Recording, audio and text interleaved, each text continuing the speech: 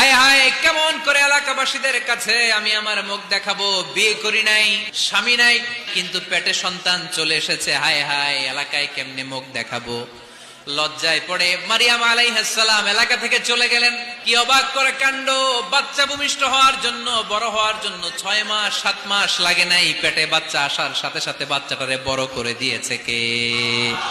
মারিয়াম আলাইহিস সালাম এবার বসে পড়লেন, বুঝতে আরম্ভ করলেন প্রেগন্যান্সির পেইন উঠেছে। হঠাৎ করে পেট থেকে বাচ্চা ভূমিষ্ঠ হয়ে যাওয়ার পরে উনি কাঁপতে আরম্ভ করলেন। ক্ষুধার চোটে খাবার কিছু নাই, সামনে ঝর্ণা, উপরে একটা খেজুর গাছ। সাইয়েদনা ঈসা আলাইহিস সালামকে কোলে নিয়ে মারিয়াম আলাইহিস সালাম মনে মনে ভাবে, হায় রে, কেউ যদি একটু খেজুর পেড়ে দিত, এই ক্ষুধার মুহূর্তে আমি খেজুর খেয়ে পেটের ক্ষুধা নিবারণ করতাম। রব্বুল আলামিন মারিয়ামকে উদ্দেশ্য করে আয়াত নাজিল করে দিলেন, হুজ্জি ইলাইকি বিজিযআইন নাখলা।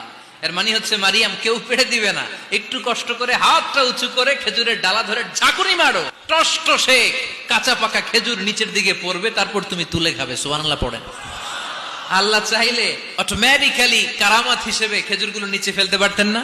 আল্লাহ শিক্ষা দিয়েছে, যেই পরিস্থিতিতে থাকো না কেন, তোমাকে শ্রম ব্যয় করে কষ্ট করে তোমার উপার্জন করতে হবে, রিজিকের বন্দোবস্ত করতে হবে। চিল্লায় বলেন ঠিক কিনা?